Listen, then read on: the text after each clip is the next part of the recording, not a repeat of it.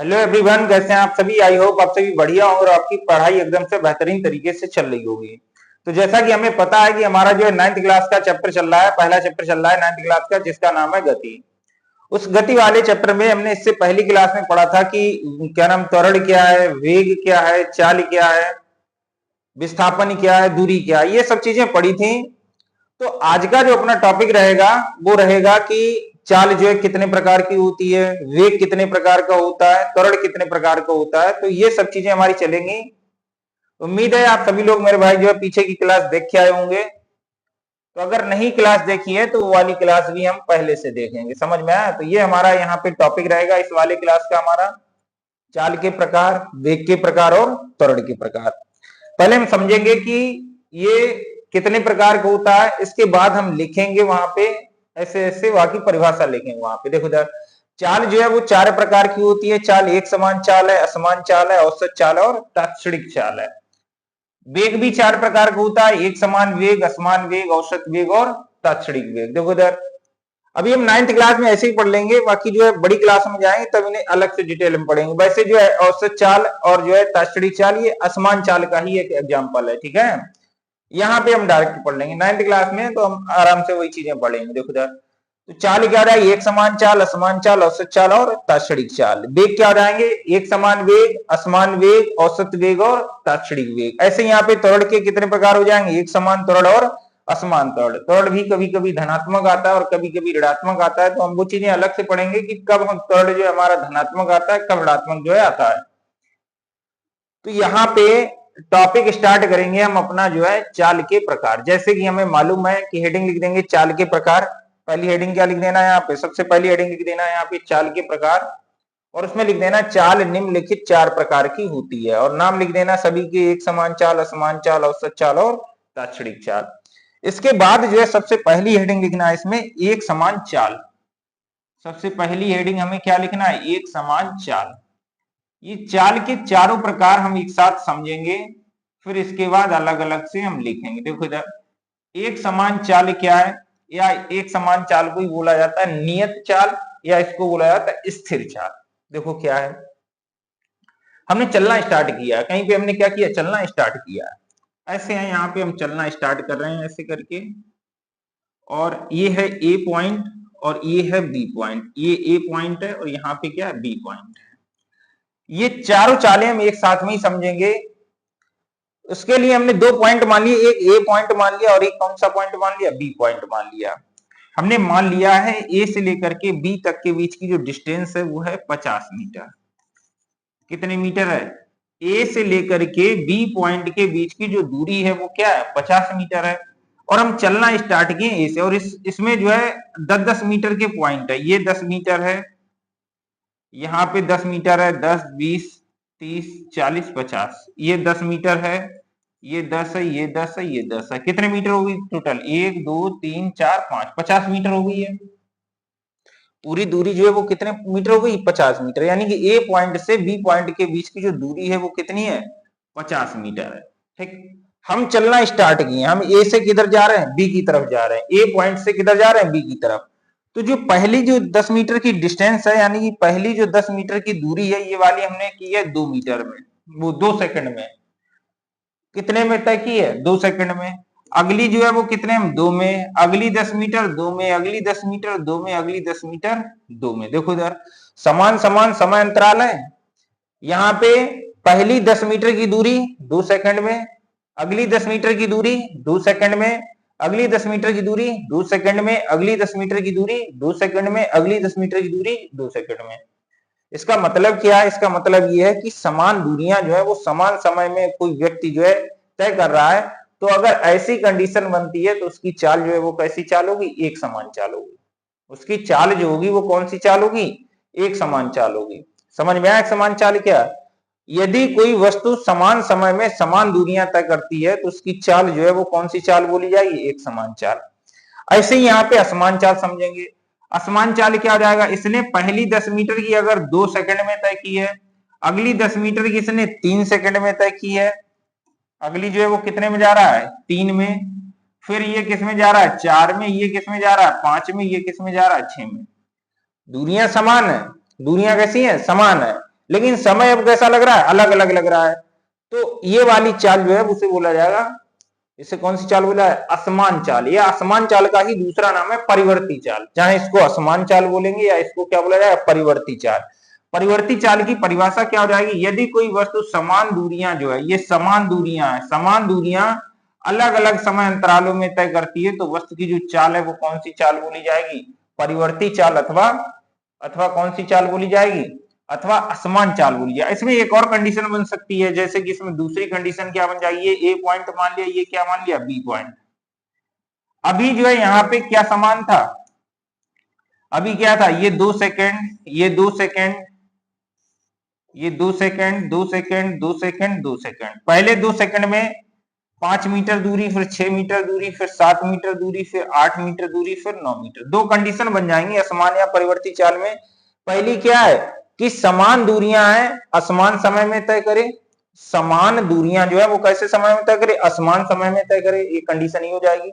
अथवा समान समय में असमान दूरियां, पहली है समान दूरियां असमान समय में, अथवा समान समय में असमान दूरियां तय करे, तो वस्तु की चाल कौन सी चाल कहलाएगी, परिवर्ती चाल। इसका मतलब क्या, इसका मतलब ये 2 सेकंड में 5 मीटर, 2 सेकंड में 6 मीटर, 2 सेकंड में 7 मीटर, 2 सेकंड में 8 मीटर, 2 सेकंड में 9 मीटर। यानी कहने का मतलब हमारा ये है कि चाल और समय में एक चीज कैसी हो, अलग हो। अगर समान समय में असमान दूरियां, अथवा समान दूरियां जो है असमान समय में तय करे, तो वो चाल जो है वो कौन सी चाल बोली जाएगी, परिवर्ती चाल बोली जाएगी, या असमान चाल बोली जाएगी। ठीक है।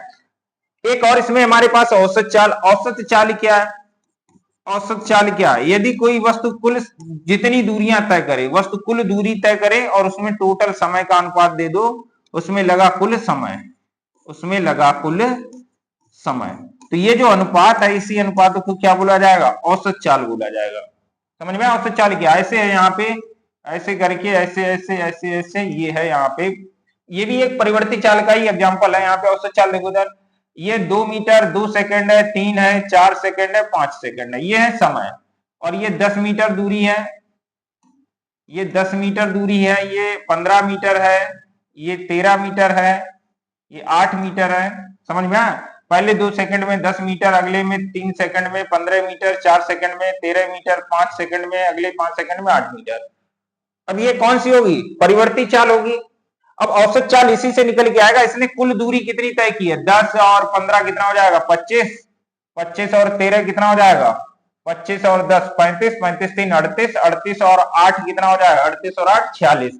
कुल दूरी इसने कितनी तय की है, 46 मीटर।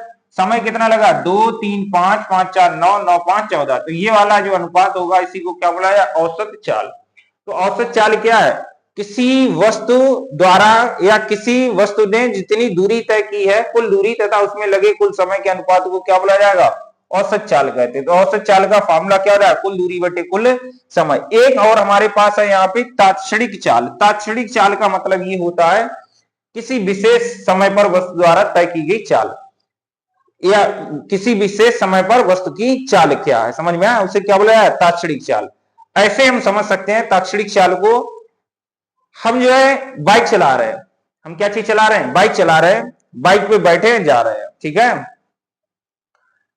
बाइक ऐसे है और इस बाइक पर बैठ के हम क्या कर रहे हैं, जा रहे हैं। एक पीछे हमारे बाइक पे बैठा है कोई व्यक्ति, और वो पूछ रहा है कि बाइक कितनी स्पीड से चल रही है, बाइक की जो स्पीड है वो कितनी है। तो उसमें एक मीटर लगा होता है, वो बताएगा कि ये बाइक जो है 40 की स्पीड पे चल रही है। कितनी स्पीड से चल रही है, 40 की स्पीड से ये बाइक चल रही है। तो वो 40 की जो स्पीड है वो किसी विशेष समय पर है ना, किसी विशेष क्षण पर है। वो कौन सा क्षण है, वो वाला क्षण है जिस क्षण पर उसने उस व्यक्ति से पूछा है। समझ में आया, तो इसी को क्या बोला जाए, इसी को बोला जाएगा तात्क्षणिक चाल। तात्क्षणिक चाल क्या, किसी विशेष क्षण पर वस्तु की चाल को क्या बोला जाएगा, तात्क्षणिक चाल कहते हैं। अब यही वाली चीजें लिखेंगे यहाँ पे, एक समान चाल लिखेंगे, असमान चाल लिखेंगे, इनकी परिभाषा लिखेंगे यहाँ पे। यदि कोई वस्तु, एक समान चाल की मेरे भाई हम हेडिंग डाल के इसकी परिभाषा लिखेंगे। यदि कोई वस्तु समान समय में, यदि कोई वस्तु समान समय में समान दूरियां तय करती है, समान समय में समान दूरियां तय करती है तो वस्तु की चाल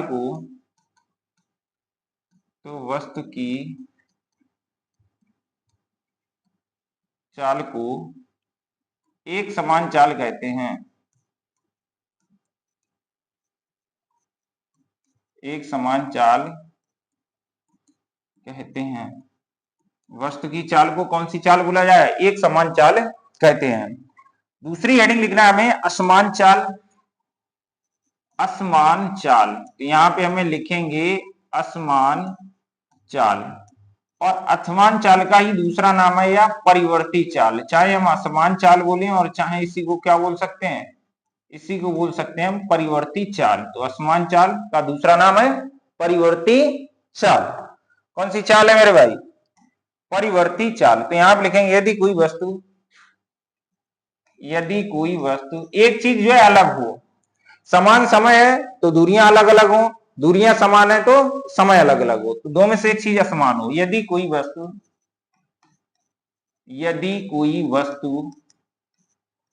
समान समय में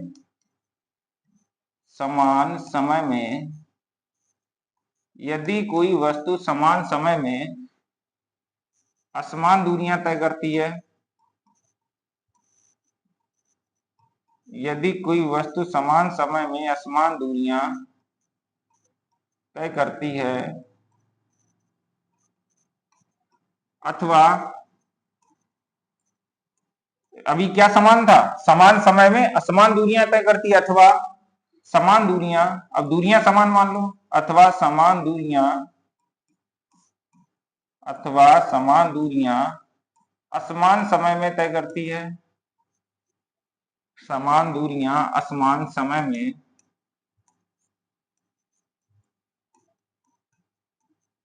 तय करती है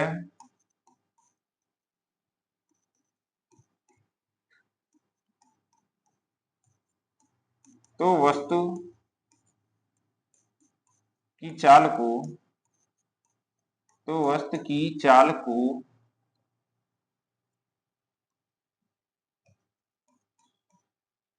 असमान चाल कहते हैं।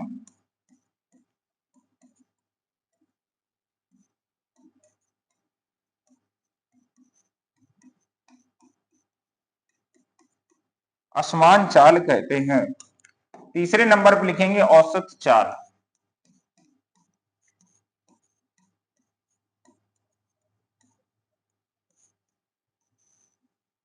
औसत चाल मेरे भाई, अभी हमने क्या बताया था? औसत चाल हमने ये बताया था कि कुल दूरी तथा उसमें लगे कुल समय का अनुपात क्या बोला जाए? औसत चाल। समझ में आया? वस्तु द्वारा तय की गई कुल दूरी तथा उसमें लगे कुल समय के अनुपात को क्या बोला जाएगा? औसत चाल कहते हैं। तो यही चीज लिख देंगे, वस्तु द्वारा तय की गई कुल दूरी, वस्तु द्वारा तय की गई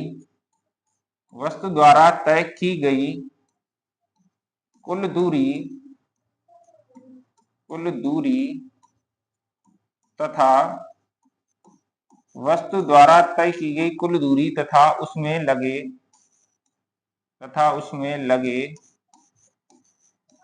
कुल समय के अनुपात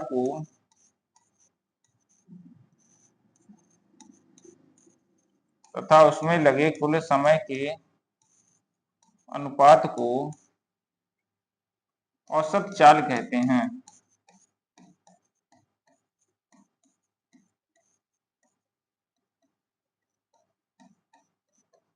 वस्तु द्वारा तय की गई कुल दूरी तथा उसमें लगे कुल समय के अनुपात को क्या बोला जाता है? औसत चाल कहते हैं।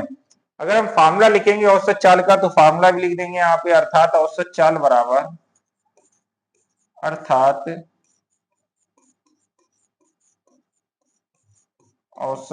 बराबर, कुल दूरी अपॉन में क्या हो जाएगा?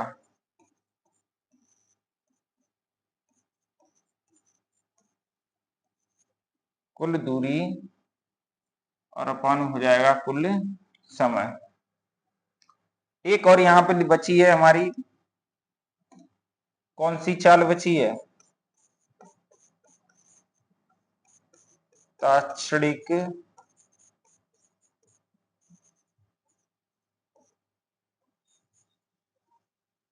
तात्क्षणिक चाल। नोट करो फटाफट इसको।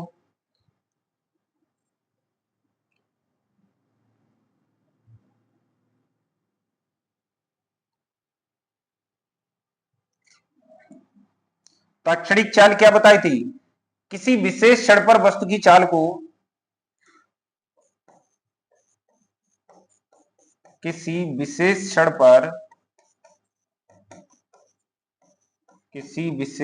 पर वस्तु की चाल को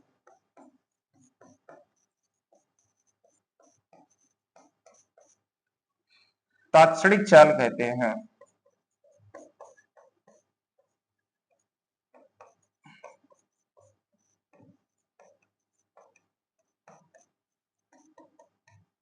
किसी विशेष क्षण पर वस्तु की चाल को तात्क्षणिक चाल कहते हैं। लिख गया नहीं लिखा? बोलो मेरे भाई, लिख पाया है नहीं लिख पाया है? अब हमें किसके बारे में लिखना है? अब हमें लिखना है वेग के प्रकार। किसके प्रकार लिखना है? वेग के प्रकार। और वेग के प्रकार पहले से ही हमने लिख दिया है, उसमें लिख देना वेग निम्नलिखित प्रकार का होता है: एक समान वेग, असमान वेग, औसत वेग और तात्क्षणिक वेग। तो सबसे पहली हेडिंग इसमें हमें क्या लिखना है? इसमें सबसे पहली हेडिंग लिखना है हमें एक समान वेग। एक समान वेग।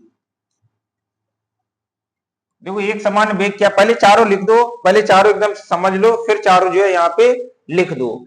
तो जैसे हमने बताया है, एक समान चाल क्या, यदि कोई वस्तु समान समय में समान दूरियां तय करती है। तो यहाँ पे वेग जो है, वेग का फॉर्मूला क्या होता है? वेग बराबर होता है विस्थापन अपॉन समय। वेग का जो फॉर्मूला होता है वो क्या होता है? विस्थापन अपॉन समय। और चाल का जो फॉर्मूला होता है, चाल बराबर क्या होता है? दूरी बटे समय। चाल बराबर क्या? दूरी बटे समय।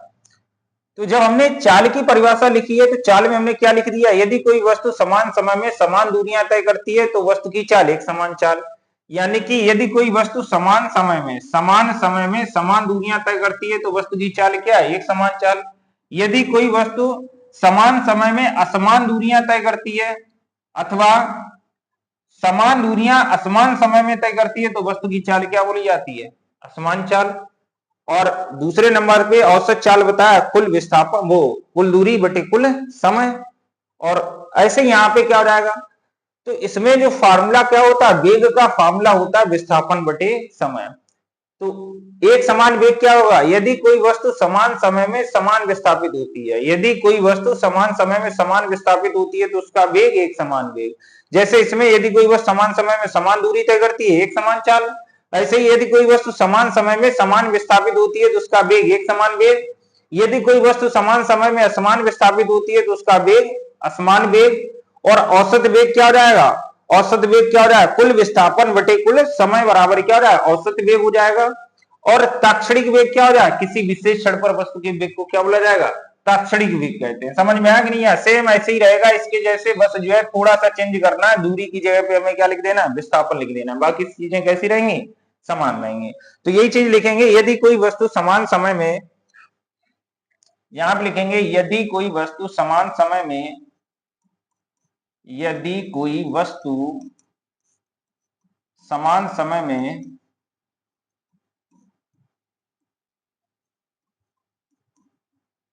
समान विस्थापित होती है, यदि कोई वस्तु समान समय में समान विस्थापित होती है, इसमें लिखेंगे समान विस्थापित होती है, उसमें क्या लिखा है? समान दूरियां तय करती है। समान विस्थापित होती है तो वस्तु के वेग को, तो वस्तु के वेग को एक समान वेग कहते हैं। तो वस्तु के वेग को एक समान वेग कहते हैं। दूसरा लिखेंगे असमान वेग। यदि कोई वस्तु समान समय में कैसी विस्थापित होती है? असमान विस्थापित होती है। तो यही वाली परिभाषा लिख देंगे, यदि कोई वस्तु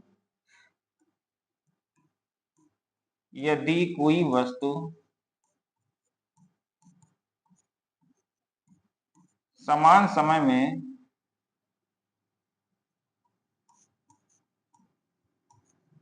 समझ में आ रहा है ना सभी को? यदि कोई वस्तु कैसे समय में, यदि कोई वस्तु समान समय में असमान विस्थापित होती है, असमान विस्थापित होती है, अथवा अभी क्या चीज समान था, समान समय में असमान विस्थापित होती है, या इतना ही लिख देंगे, असमान विस्थापित होती है, तो वस्तु के वेग को, तो वस्तु के वेग को असमान वेग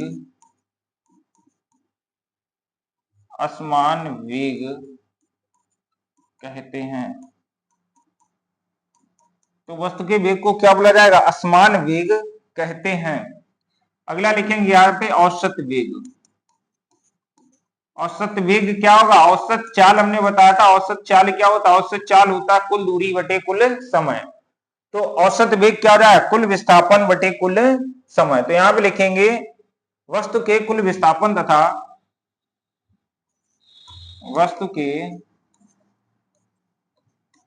कुल विस्थापन तथा वस्तु के कुल विस्थापन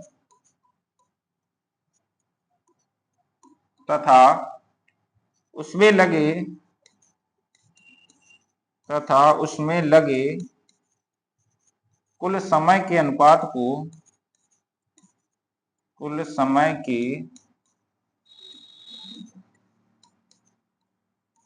अनुपात को औसत वेग कहते हैं। औसत वेग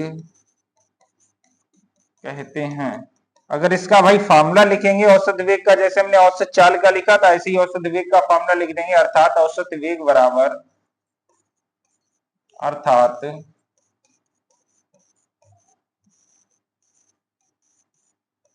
औसत वेग बराबर क्या हो रहा है, कुल विस्थापन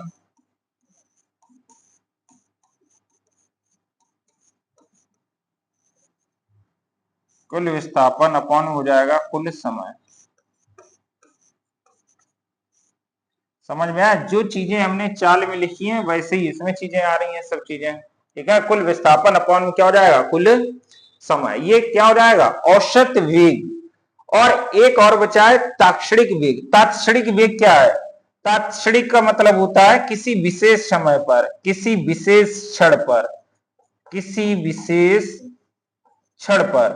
तात्क्षणिक का मतलब क्या है, किसी विशेष क्षण पर। तो यहां पे लिखेंगे किसी विशेष क्षण पर वस्तु के वेग को, समझ में आया? जैसे उदाहरण बताया था, एकदम से बाइक से जा रहे हैं, हम पूछे कितनी वेलोसिटी है, वो बोले इतनी वेलोसिटी से चल रहा है, समझ में आया? तो वो एक विशेष समय पर है, समझ में आया? तो इसी को क्या बोला जाए, तात्क्षणिक वेग। तो यहां पे लिखेंगे किसी विशेष क्षण पर वस्तु के वेग को, किसी विशेष क्षण पर, किसी विशेष क्षण पर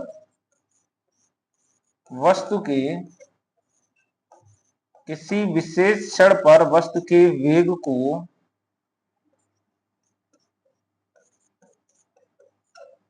तात्क्षणिक वेग कहते हैं।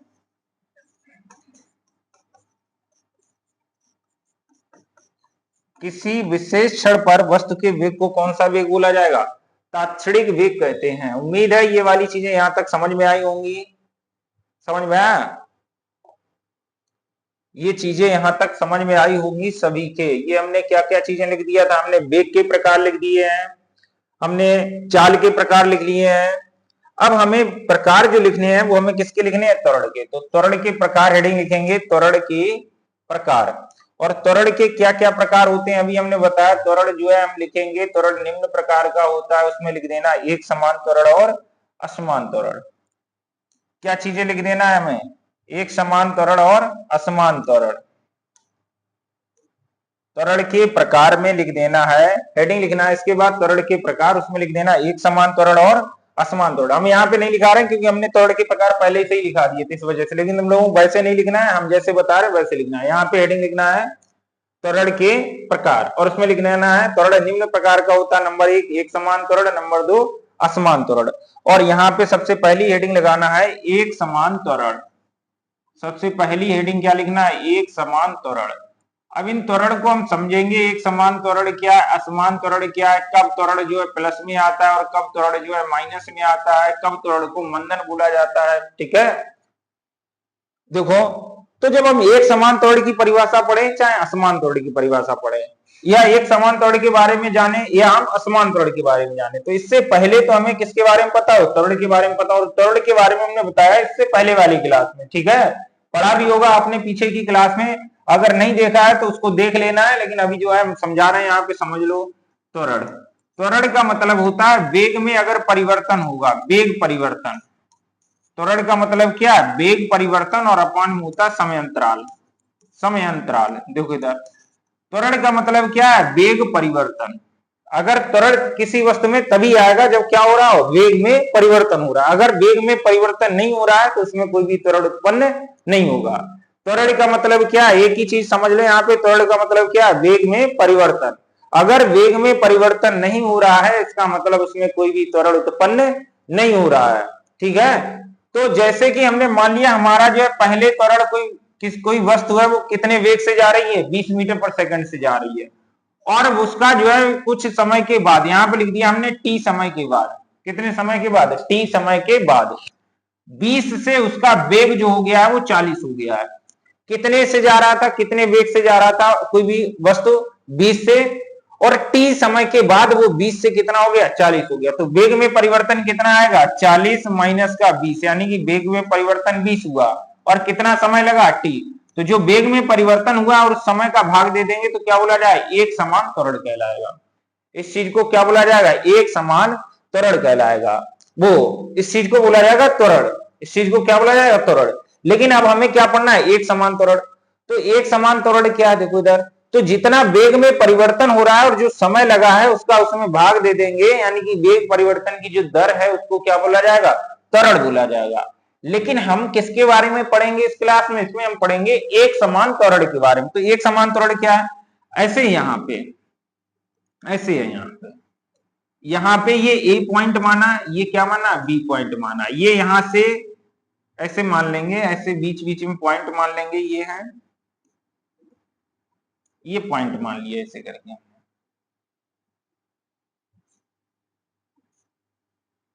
क्या मान लिया हमने, पॉइंट मान लिया। देखो इधर पहले जो हमारा वस्तु था, हमारी वस्तु जो पहले थी वो थी 20 मीटर पर सेकंड से, कितने मीटर पर सेकंड से आ रही थी, 20 मीटर पर सेकंड से।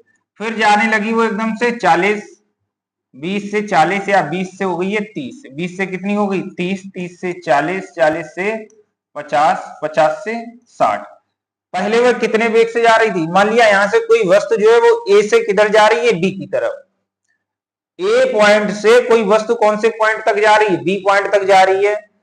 वह जो है पहले कौन सी स्पीड से जा रही थी, 20 मीटर पर सेकंड की स्पीड से। समझ में आया, कितनी स्पीड से जा रही थी, 20 मीटर पर सेकंड की स्पीड से ये वाली वस्तु जा रही थी। ठीक है, 20 से चल रही है। कुछ समय के बाद वो कितनी हो गई है, 30 पे हो गई है। समझ में आया, मान लिया ये 10 सेकंड के बाद, 10 सेकंड के बाद वो कितनी जा रही है, 30 पे चलने लगी।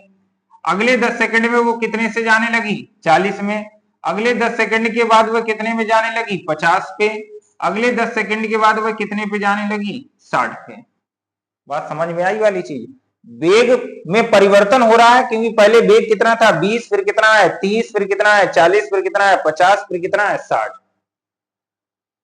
पहले में कितने से जा रही थी, 20 पे, फिर 10 सेकंड के बाद वो कितनी हो गई, 30, अगले 10 में कितनी हो गई, 40, अगले 10 में कितनी हो गई, 50, अगले 10 में कितनी हो गई, 60। इसका मतलब क्या है, इसका मतलब ये है कि समान समय अंतराल में, ये देखो समय अंतराल कैसा है, समान है। समय के बीच का जो अंतर है वो कैसा है, समान।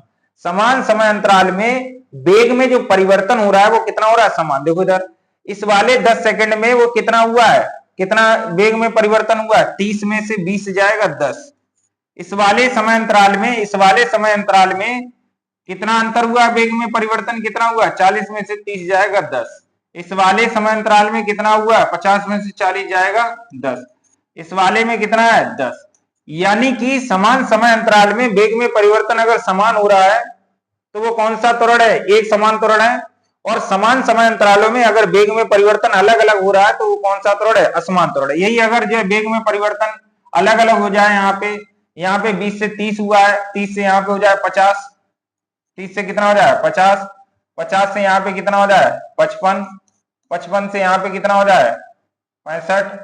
तो अब समय अंतराल तो समान है लेकिन वेग में परिवर्तन अलग अलग हो रहा है, क्योंकि इस वाले समय अंतराल में वेग में परिवर्तन कितना हुआ 30 और 20, इसका अंतर कितना हुआ, इसका अंतर हुआ 10।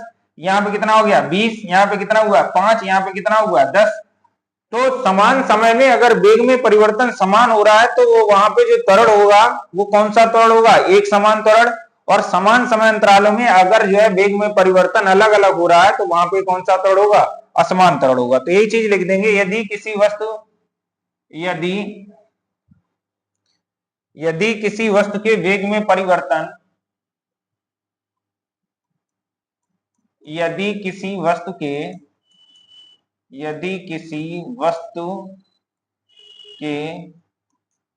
वेग में परिवर्तन, यदि किसी वस्तु के वेग में परिवर्तन समान समय अंतरालों में, समान समयांतरालों में समान होता है, यदि किसी वस्तु के वेग में परिवर्तन समान समयांतरालों में समान होता है तो वस्तु के त्वरण को एक समान त्वरण कहते हैं।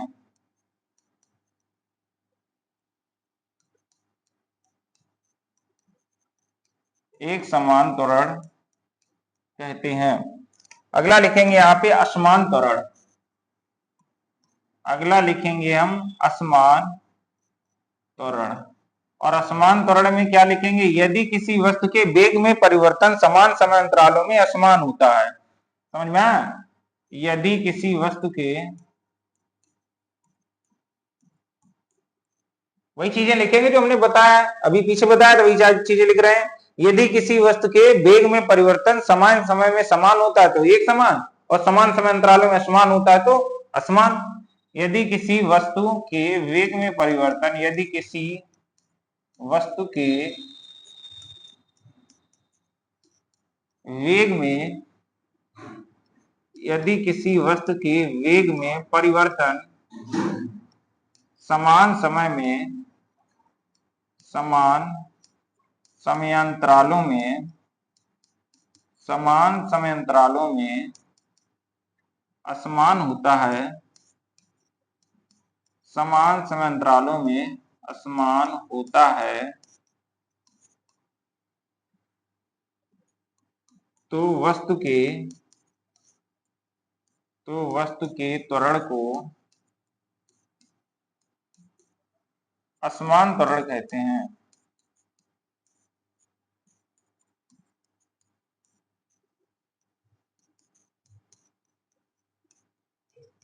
तो वस्तु के त्वरण को कौन सा त्वरण बुलाया जाता है, असमान त्वरण कहते हैं।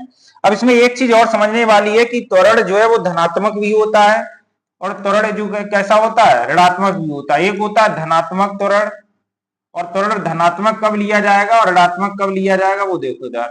यदि वस्तु के वेग में वृद्धि हो रही है, यदि वस्तु का वेग बढ़ रहा है तो त्वरण कैसा होगा, धनात्मक। और यदि वस्तु का वेग घट रहा है, देखो वेग बढ़े तब भी वेग में परिवर्तन हो रहा है, और वेग घटे तब भी वेग में क्या हो रहा है, परिवर्तन हो रहा है। तो यदि किसी वस्तु का वेग बढ़ रहा है तो धनात्मक त्वरण होगा, और वेग घट रहा होगा तो कैसा होगा, ऋणात्मक त्वरण होगा। ठीक है, क्यों होगा धनात्मक, क्यों होगा ऋणात्मक। जैसे कि 20 से कितना हुआ, 20 से हो गया 40, तो अंतर निकालेंगे तो 40 माइनस का कितना हो जाएगा, 20 हो जाएगा। 40 माइनस 20 बराबर कितना होगा, 20। और अगर 40 से 20 हो रहा है, 40 से कितना हो रहा है, 20 हो रहा है, तब हम इनका अंतर निकालेंगे तो 20 माइनस 40 करें। जैसे 40 माइनस 20 किया था, वैसे इधर वाले में से घटेगा तो 20 माइनस क्या करेंगे, 40, 20 माइनस 40 करेंगे तो -20 आएगा, ऋणात्मक में आएगा। तो ये चीज लिख देंगे, यदि किसी वस्तु के वेग में यदि किसी वस्तु का वेग में वृद्धि हो रही है, यदि किसी वस्तु के वेग में वृद्धि हो रही है, नोट करके ये वाला पॉइंट लिख देंगे, नोट करके, यदि किसी वस्तु के वेग में, नोट पॉइंट 1, यदि किसी वस्तु के वेग में, यदि किसी वस्तु के वेग में वृद्धि हुई है, वृद्धि हुई है, तो वहां पर धनात्मक त्वरण होगा, तो वहां पर धनात्मक त्वरण होगा। और इसी में जो दूसरा पॉइंट है वो लिखेंगे, यदि किसी वस्तु के वेग में कमी हुई है, दूसरा पॉइंट लिखेंगे, यदि किसी वस्तु के वेग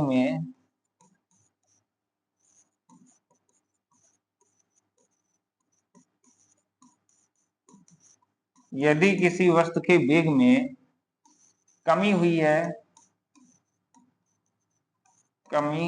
है, तो वहां पर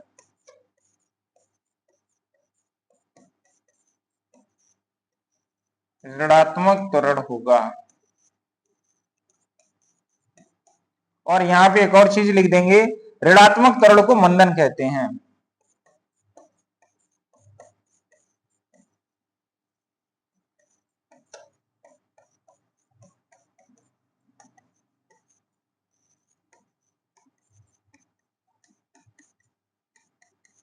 ऋणात्मक त्वरण को क्या बोला जाता है? मंदन कहते हैं। किस चीज को मंदन कहते हैं? ऋणात्मक त्वरण को मंदन कहते हैं। ठीक है, आज के लिए बस इतना ही, बाकी कल। जय हिंद, जय भारत।